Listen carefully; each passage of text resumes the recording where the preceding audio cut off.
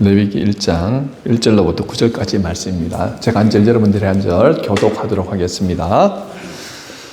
여호와께서 회막에서 모세를 부르시고 그에게 말씀하여 이르시되 이스라엘 자손에게 말하여 이르라. 너희 중에 누구든지 여호와께 예물을 드리려거든 가축 중에서 소나 양으로 예물을 드릴지니라.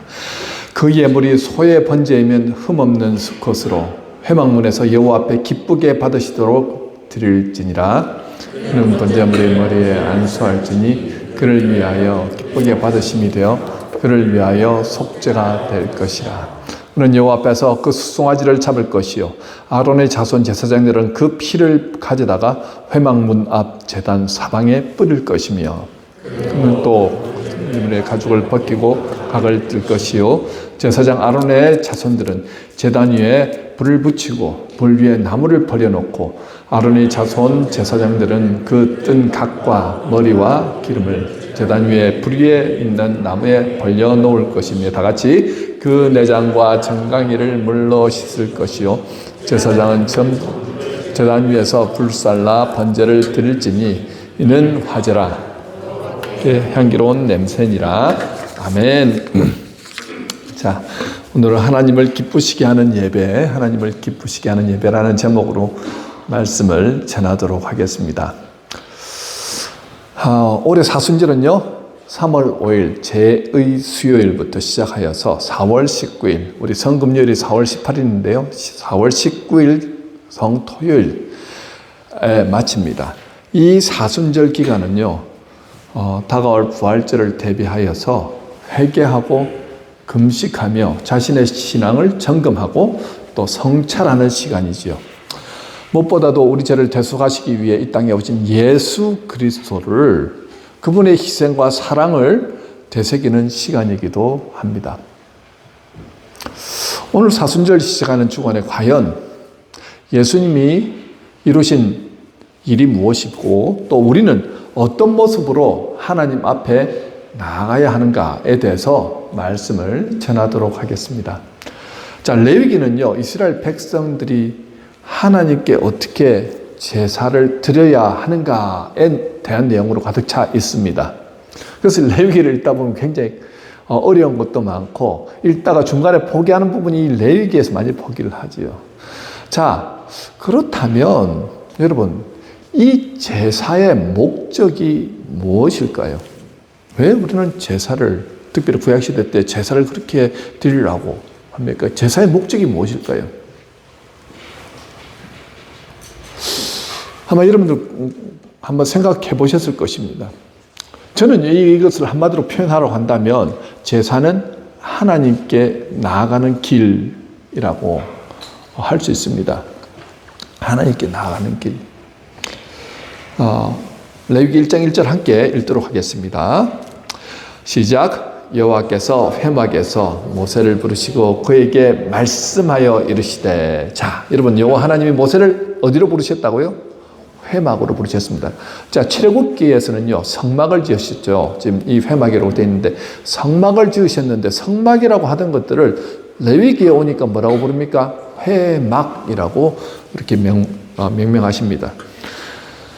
자, 그 이유가 뭘까요? 회막이라고 할 때 회자는 만날 회자입니다. 그러니까 회막은 하나님과 하나님의 백성이 만나는 장소라는 거예요. 그런데 이 회막에서 하나님이 누구를 부르시고 계시다고요? 모세를 부르시고 계시다는 것입니다. 이전에는요, 성막을 완성하고 난 다음에 주의 구름이 주님의 현존이 구름으로 이렇게 덮이거든요. 그렇기 때문에 모세도 그 성막에는 들어갈 수 없었습니다. 그런데 이제 직접 들어와도 된다 하고 하나님께서 모세를 부르시지요. 자, 이게 역사적인 사건인데요. 이 회막의 그 원래 원문, 모세를 부르시고 계시다 할 때 원문을 보면요. 와 이크라라고 해서 그리고 그가 부르셨다라는 의미입니다. 보통은 어디서 하나님이 모세를 만나 주셨습니까? 신의 산이죠. 그리고 신의 산에는 아무나 올라갈 수 없는 산이었습니다. 그런데 오늘 회막을 지어놓고 회막으로 부르시면서 뭐라고 말씀하십니까? 하나님은 우리 인간을 만나시기 위해서 좁은 장소인 회막을 만드시고 그곳에서 만나 주시겠다는 거예요.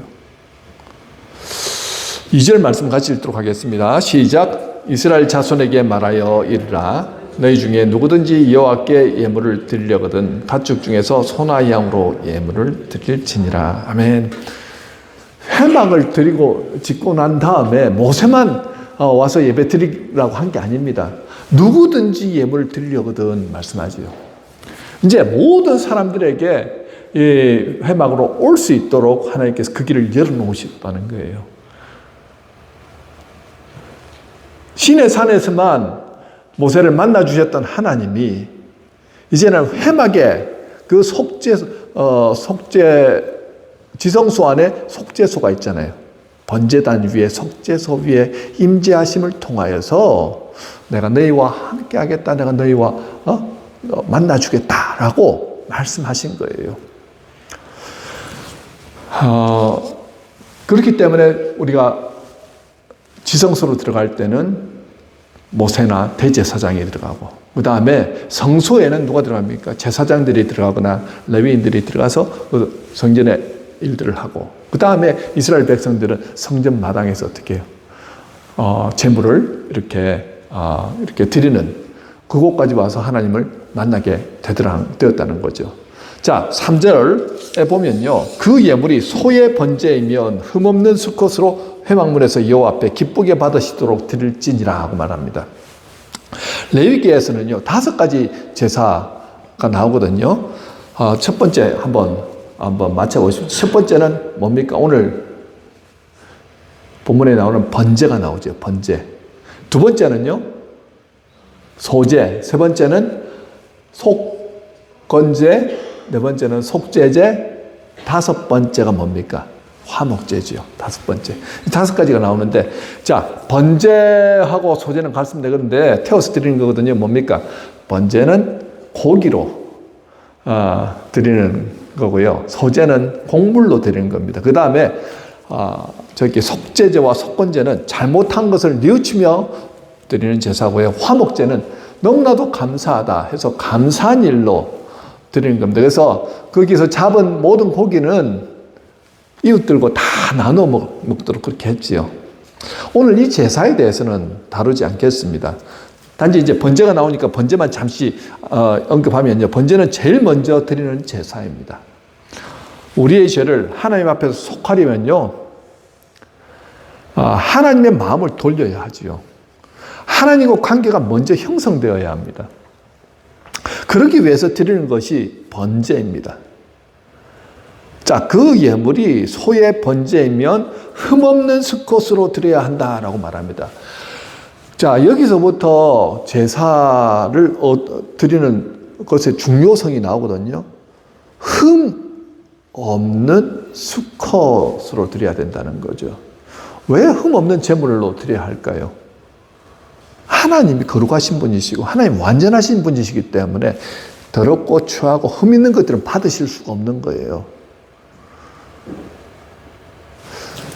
여러분, 십자가 사는 은혜로 구원받은 저와 여러분이 하나님께 드리는 것은요, 흠 없는 것, 가장 좋은 것을 드려야 한다는 거예요. 여러분들이 오늘 이 자리에 와서 흠 없는 제물로 드린다라고 할 때 어떤 모습이어야 하냐면요, 그저 나는 조금 남는 시간에 와서 앉아있다, 아니면은 나는 남는 물질이 있으니까 그냥 드린다, 아니면 그냥 앉아서 형식적인 예배를 앉아 있는 거지. 이런 예배는 하나님께서 받지 않으신다는 거예요. 말라기 1장 8절 한번 같이 읽을까요? 시작. 만군의 여호와가 있노라. 너희가 눈먼 희생 제물을 바치는 것이 어찌 악하지 아니하며 저는 것 병든 것을 드리는 것이 어찌 악하지 아니하냐. 이제 그것을 너희 총독에게 드려보라. 그가 너를 기뻐하겠으며 너를 받아주겠느냐. 무슨 말입니까? 그 당시에 예배 드리러 왔는데, 어차피 번제니까 태워서 드리는 거잖아요. 태워 드릴 거, 좀 눈이 멀면 어떻고, 뭐 절름발이면 어떻고, 병든거면 어떻냐는 거예요. 드리기만 하면 되지. 근데 그건 누구 중심적인 생각입니까? 나 중심적인 생각이지요. 내 생각에는 이래도 된다는 거예요. 아니, 그거 옳지 않다는 거예요.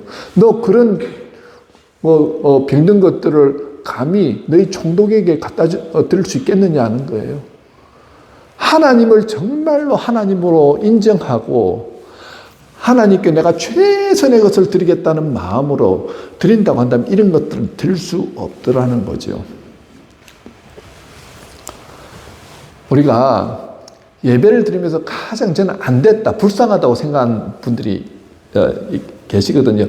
어떤 분들이냐면요, 힘들게 교회 와서 그냥 9시간, 1시간 내 집중을 못하는 거예요. 계속 다른 생각, 뭐 이런 생각, 저런 생각 하면서 정말 예배의 순서에 집중하지 못합니다. 찬양을 할 때 찬양이 깊이 빠져야 되는데, 그저 그냥 찬양이, 찬양 인도자가 찬양을 잘 리드하나, 오늘 선율이 이렇고 저렇고 하면서 찬양이 깊이 빠지를 못하는 거예요.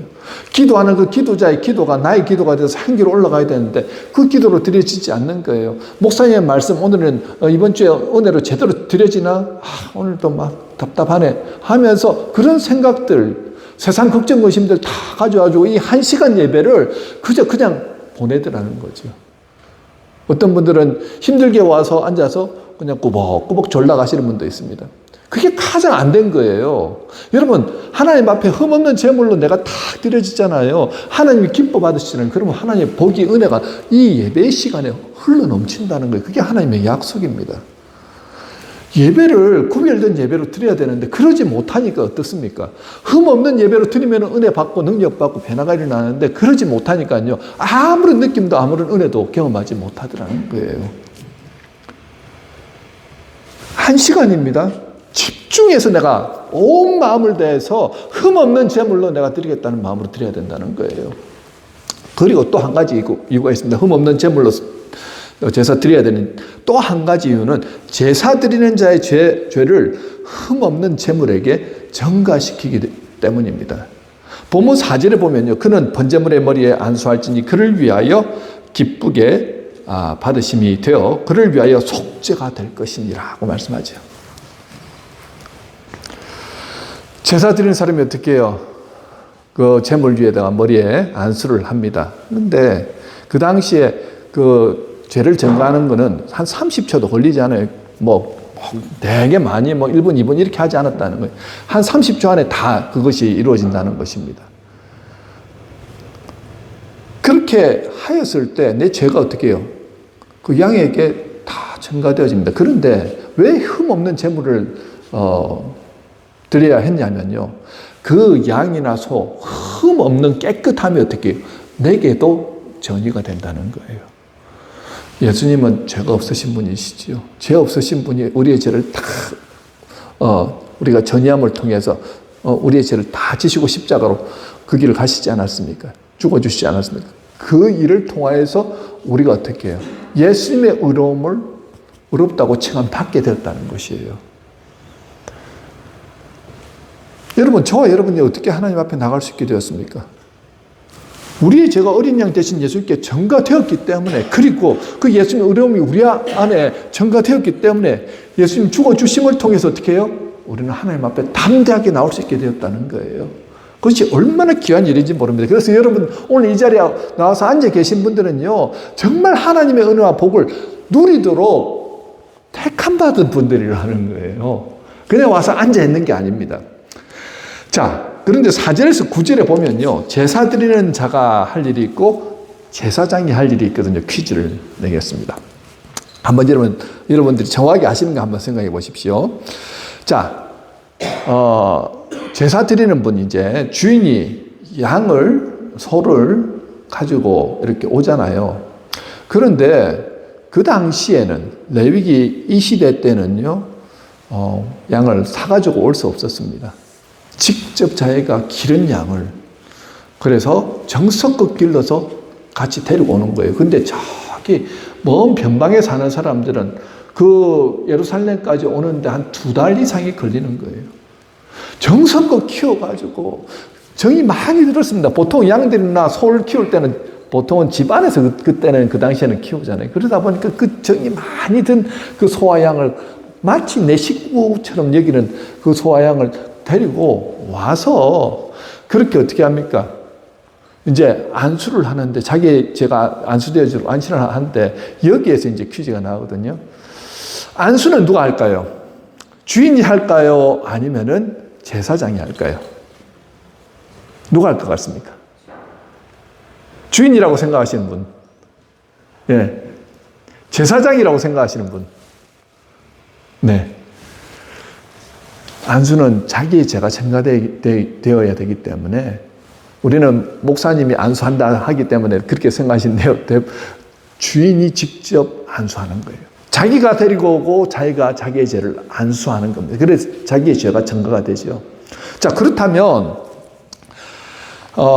이제 멱을 따는 거, 그 송아지의 멱을 따고 가죽을 벗기고 각을 뜨는 건 누가 할까요? 그것도 주인이 할까요? 아니면은 제사장이 할까요? 누가 할까요? 제사장이 한다고 생각하시는 분. 주인이 한다고 생각하시는 분. 정답은 주인이 하는 겁니다. 아니, 그 제사장들이 해야 되는 거 아닙니까? 아니요. 제사장들은 각을 떠서 피를 받잖아요. 그 피를 가져오면 그 피를 가지고 어떻게 해요? 번제단에 뿌리는 거예요. 그 제사장이 할 일이죠. 제사장이 하는 일이 또 뭐가 있습니까?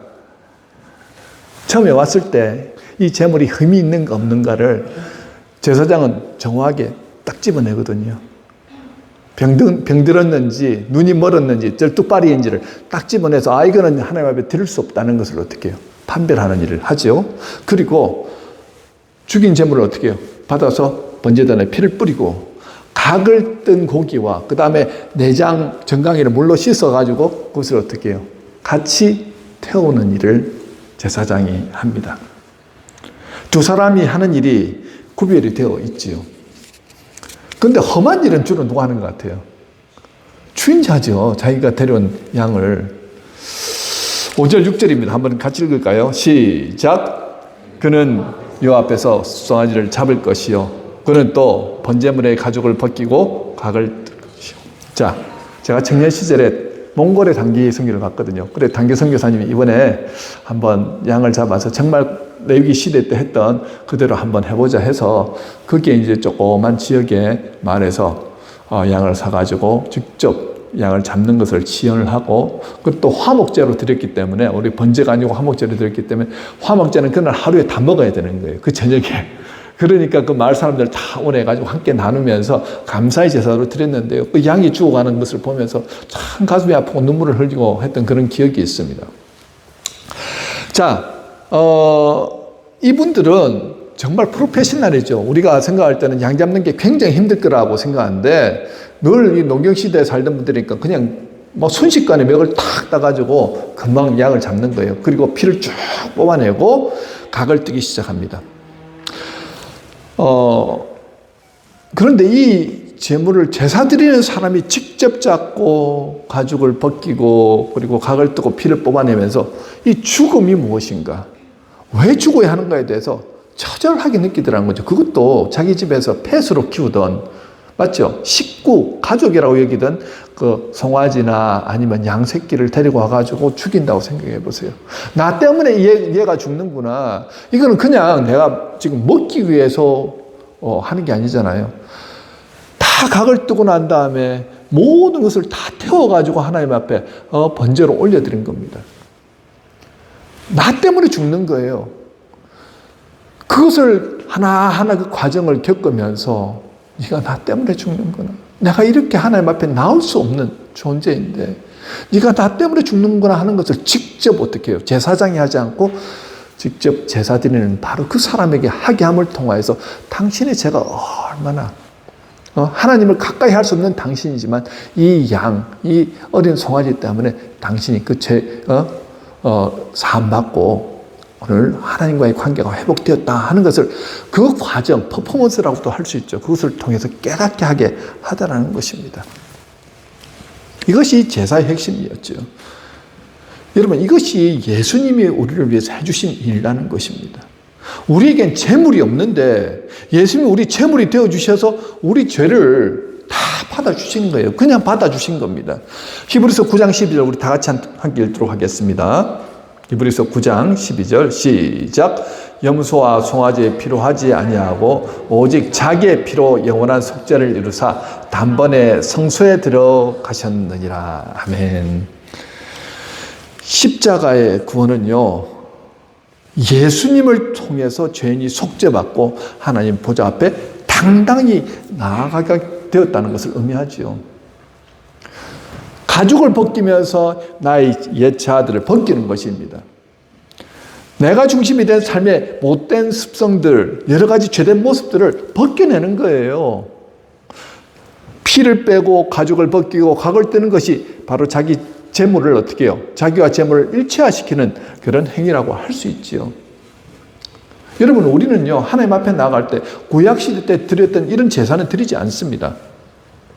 왜냐하면 이제 예수 그리스도를 통해서 우리는 하나님 앞에 담대하게 나아갈 수 있기 때문이죠.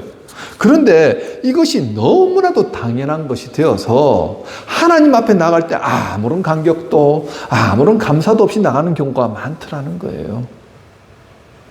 여러분이 받은 구원을 값으로 치면 여러분 그 구원의 값이 어느 정도라고 생각합니까? 여러분의 목숨값이요, 바로 예수님의 목숨값입니다. 나와 예수님 어떻게 비교할 수 있습니까? 우리가 구원받기 위해서 지불한 것이 있습니까? 우리는 아무것도 없습니다. 우리는 너무나 값비싼 구원을 얻었음에도 우리가 지불한 것이 아무것도 없기에 혹시나 우리가 받은 구원을 너무 값싸게 여기는 삶을 살고 있지 않는지 우리가 생각해 보아야 한다는 거죠. 예수님의 목숨값으로 우리는 하나님께 예배자로 나갈 수 있게 되었다는 거예요. 그러니까 여러분들이 오늘 이 자리에 나와서 예배 드리는 것이 얼마나 귀하고 복된 일이라는 것을 여러분 아셔야 한다는 것입니다. 정말 여러분들 오늘 나오실 때 내가 너무 예수님 나 때문에 그렇게 십자가에 돌아가 주셔서 나를 하나님 앞에 나올 수 있도록 인도하신 게 너무 감사합니다, 감격하면서 오늘 이 자리에 나오셨습니까? 예수님이 단 한 가지 이유였어요. 예수님이 어린 양이 되어주시지 않으면 우리는 하나님께로 나올 수 없기 때문에, 예수님이 십자가의 길로 가시지 않으면 우리가 구원받을 수 없기 때문에 친히 그 길을 가셨지요. 우리는 이렇게 값비싼 구원을 받아놓고도 하나님께는 값싼 예배를 드리고 있지 않는지 생각해 보자는 거예요.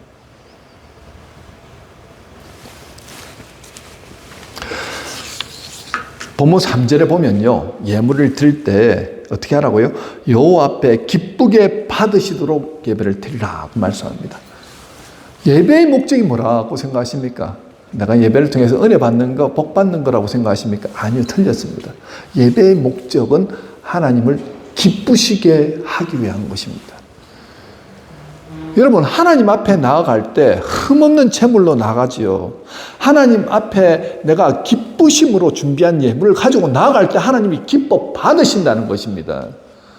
여러분, 지금 우리가 숫양도 숫소도 숫염소도 없습니다.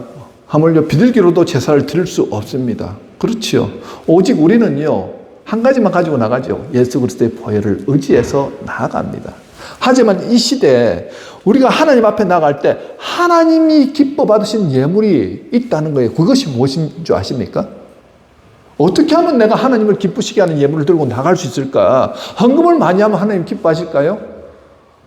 아니 뭔가 내가 열심히 봉사하면 하나님 기뻐 받으실까요? 아니 그런 게 아니라는 거예요. 오늘 로마서 12장 1절 2절 말씀을 같이 읽도록 하겠습니다. 로마서 12장 1절 2절 시작. 그러므로 형제들아, 내가 하나님의 모든 자비하심으로 너희를 권하노니 너희 몸을 하나님이 기뻐하시는 거룩한 산제물로 드리라. 이는 너희가 드릴 영적 예배니라. 너희는 이 세대를 본받지 말고 오직 마음을 새롭게 함으로 변화를 받아 하나님의 선하시고 기뻐하시고 온전하신 뜻이 무엇인지 분별하도록 하라. 자, 무슨 말입니까? 한마디로 우리 몸이요, 흠없는 산제물의 삶을 살면서 그 모습으로 하나님 앞에 나아갈 때 우리 자체가 하나님 기쁨이 된다는 말입니다. 사실은 우리가 어떻게 흠없는 모습으로 살 수 있습니까? 이 세대가 얼마나 악합니까? 악한 영은 어떻게 해서든 우리를 넘어뜨리려고 희한이 되어 있잖아요. 할 수 없지요. 그런데도 어떻게 해요? 매일매일 하나님의 뜻을 따르고 매일매일 하나님 말씀에 순종하는 삶을 살아드리는 것 자체가 뭐라고요? 하나님이 기뻐 받으시는 산재물이 되는 삶이라는 거예요. 그러기 위해서 해야 될 것이 먼저 하지 말아야 될 것도 말하죠. 이 세대를 따라가지 말라는 거예요. 선택은 누구한테 있습니까? 나한테 있어요. 따라가는 것도 내가 하는 거고요. 따라가지 않는 것도 내가 하는 겁니다. 또 뭐가 있습니까? 이 세대의 가치관, 살아가는 방식, 죄된 문화, 따라갈지 말지 누가 선택하는 거예요? 내가 하는 거 아닙니까? 선택은 내가 해놓고 하나님 왜 내게 복을 주시지 않습니까? 라고 그렇게 생각하진 않으십니까? 세상 사람들 다 그렇게 살지 않습니까? 기독교인들 그렇게 세상과 보다며 사는데 좀 그렇게 살면 안 됩니까? 그렇게 해놓고는 하나님 왜 복을 안 주시냐고 얘기를 하는 거예요. 흠없는 제물로 살지 못하면서 하나님이 기뻐하시는 산제물로서 내 자신을 내어주지 못하면서 어떻게 해요? 나는 왜 복을 내게는 안 주십니까? 라고 얘기를 하죠. 생존을 위해서, 성공을 위해서 얽매이는 일들이 얼마나 많습니까? 거기에 대한 자기 변명은 구구절절이 또 많습니다. 내가 이렇게 살기 어려운데요. 내가 이렇게 성공하고 싶은데요. 그런데 그 얽매이는 게 쉬운 것들을 넘어서는 거예요. 하나님을 기쁘시게 하는 삶을 내가 선택하면서 살아가겠다. 그거예요. 그래서 중요한 것은 뭐라고요? 내 뜻, 내 생각, 내 방식이 아니라 하나님의 뜻과 하나님의 방식이에요. 하나님의 말씀 따라 살겠다는 거예요. 그럼 너희는 먼저 그의 나라와 그의 의를 구하라. 그러면 이 모든 것을 너희에게 더하시리라는 말씀을 내가 믿고 살아가시는 분들은 하나님의 말씀대로 순종하며 따라가는 사람들입니다. 시편 1편 1절 2절 암송하시죠. 저도 정확하게 암송하는지 모르겠지만 한번 같이 따라하시면 금방 아십니다. 복 있는 사람은 악인의 길을 따르지 않으며 시작. 복 있는 사람들은 악인의 길을 따르지 아니하며 죄인의 길에 서지 아니하며 오만한 자들의 자리에 앉지 아니하고 오직 여호와의 율법을 즐거워하여 그의 율법을 주야로 묵상하는도다. 아멘. 자, 여기서 복 있는 사람 할 때는 하나님께서 그냥 부어주시는 축복을 말하는 게 아닙니다. 여기서는 happiness, 행복이에요. 무슨 말입니까? 내가 선택해서 복 있는 사람은 어떤 사람이라고? 이 삶을 사는 삶이에요. 죄인들 길에 서지 않겠다고 결단하고 사는 사람들. 예? 악인들의 길을 따르지 않겠다고 결단하며 사는 사람들. 오만한 자리에 앉지 않겠다고 결단하면서 뭘 하라고요? 여호와의 율법을 즐거워하는 거예요. 그 율법을 주야로 묵상하며 살아가는 거예요. 여러분, 여기서 묵상이라는 이 단어가 중요합니다. 여러분, 묵상하시잖아요. 아침마다 한 10분, 20분이라도 잠시 묵상하시잖아요. 성경 통독도 하시고 성경 필사도 하시잖아요. 묵상이 무엇이냐면요. 하가라는 히브리어인데 문자적 뜻으로는 깊이 생각하다 아니면 조곤조곤 읊조리다 이런 뜻이 있습니다. 그런데 이 묵상하다라고 했을 때 이게 조금 약한 것 같아요. 과연 어떤 묵상을 하라는 거냐. 이사야서 31장 4절에 보면요. 제가 읽어드리도록 하겠습니다.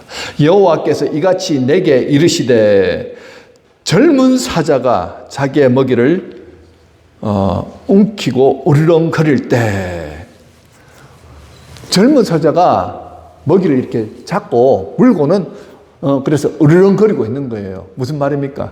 이 으르렁거리다 하는 게 이 하가 묵상하다는 단어거든요. 이것과 목사님 묵상하다는 게 조금 매치가 안 되는데요.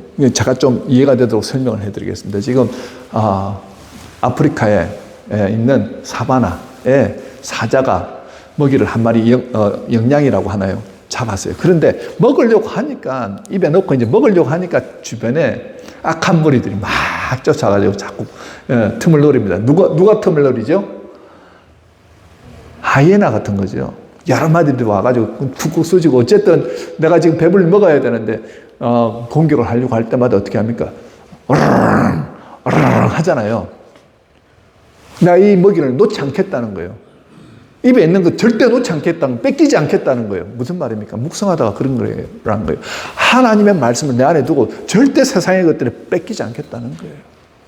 치열하게 하나님의 백성으로 살아가겠다. 하나님의 뜻대로 살아가겠다. 내가 선택하면서 그렇게 살아드리는 삶이 뭐라고요? 묵상하는 삶이고, 그 삶이 흠없는 재물로 사는 삶이고, 그렇게 살았을 때 복 있는 사람, 해피니스, 행복이 우리 삶 가운데 흘러 넘친다는 거예요. 우리가 하나님 앞에 예배 드릴 때도 마찬가지입니다. 그냥 와서 앉아 있으면서 하나님 내게 은혜 내려주십시오. 생각으로는 이것저것 오만 세상 근심 걱정 다 가져와가지고 하나님 앞에 온전히 예배 드리지 못하고, 하나님의 능력을 받지 못하면서, 내가 오늘 이 예배를 드리기 위해서요, 정말 내 자신을 쳐서 복종시키는 거예요. 내가 죽는 거예요. 나는 죽고 내 안에 예수님이 사셔서 내가 산재물로서 주님의 은혜만 받겠습니다. 결단하고 각오하면서 하나님 앞에 예배를 드리는 겁니다. 한 시간의 예배가 하나님 은혜로 가득 차게 된다는 거예요. 여러분, 그 모습을 생각해 보십시오. 동물에 자기가 키우던 그 동물을 데려와 가지고 죄를 전이시키고 각을 뜨고 죽이고 각을 뜨고 그 가죽을 벗기고 그 내장 다 씻어가지고 번제단에 뿌리고 그 다음에 가 태워가지고 그렇게 예배를 드리는 그 값비싼, 정말 그 동물 한 마리가 그 당시에 얼마나 비쌌겠어요. 값비싼 예배를 그렇게 드렸다는 거예요. 그래야지 하나님과 내가 만나는 정말 하나님 안에서의 일치가 일어나는 예배를 드릴 수 있다는 것입니다. 주님께서 그 길을 마련해 놓으셨는데 우리의 값싼 그런 예배 드리는 모습 때문에 우리가 누려야 할 그 진정한 행복과 복을 놓치고 살면 안 된다는 거죠. 날마다의 삶이 그렇게 되어야 된다는 것입니다. 어떻게 해요? 하나님께서 주신 귀한 은혜, 너희들이 이렇게만 살면 복 받는다, 은혜 받는다, 능력 받는다라고 말씀하시잖아요. 말씀을 맺겠습니다. 칼럼에서 썼듯이 이번 주 수요일부터 사순절이 시작됩니다. 매년 찾아오는 시간이 이게 어쩌면 평소와 다르지 않게 이 시간을 보낼 때가 많을 거라고 생각합니다. 그런데 올해 우리에게 주어진 이 사순절의 시간은 어떤 식으로든 하나님 앞에 작정하고 결단해 보았으면 좋겠습니다. 목사님 해보니까 안 되던데요. 작심삼일이던데요. 아니요. 그렇지 않습니다. 힘들어도 또 결단하는 거예요. 믿음으로 나아가는 거예요. 그렇게 40일을 보낼 때 어떻게 해요? 우리의 1년의 삶이 정말 복된 삶으로 변화되어진다는 것입니다. 그리고 그 시간의 훈련들을 통해서 하나님 앞에 나가는 진정한 예배자의 모습이 어떠한 모습이 되어야 하는지를 여러분 진정으로 깨닫게 되실 것입니다. 그것이 구약시대 제사를 드리기 위해 많은 비용을 지불하고 많은 절차를 거쳐야 했던 그 일들을 오늘날 우리의 삶에서 실천해 보는 그런 계기가 되었으면 좋겠어요. 여러분, 값싼 제사는 아무런 준비 없이 드리는 제사입니다. 아무런 능력도 은혜도 복도 임하지 않는 제사이죠. 그렇지만 받은 은혜 감사해서 온 마음과 정성을 다해서 매일의 삶 가운데서 그렇게 흠없는 제물로 내가 드려지겠다 하고 하나님을 기쁘시게 하는 삶을 살겠다 결단하시면서 삶을 사시고, 또 이 40일을 어떻게 해요? 어떤 분들은 나는 미디어 금식으로 경건하고 거룩하게 보내겠습니다. 결단하시면서 살아가시고, 어떤 분들은 사순절 내가 신약을 통독하겠습니다. 그걸로 결단하시면서 사시고, 나는 저녁 한 끼는 내가 금식하면서 하나님 그 시간에 하나님의 말씀대로 기도하면서 살겠습니다. 결단하면서 40일 보내자는 거죠. 그럴 때 세상이 우리를 공격할 수가 없습니다. 하나님의 은혜가 우리 안에 흘러넘칠 것이고요. 하나님 앞에 예배자로 나올 때마다 풍성한 하나님의 능력을 경험하게 될 것입니다. 여러분, 하나님이 기뻐하시는 예배를 드릴 때 뒤따라온 게 뭐라고요? 하나님의 은혜와 복도 함께 따라온다는 것입니다. 오늘 그 은혜를 누리시는 저와 여러분 되시길 주님의 이름으로 축원합니다.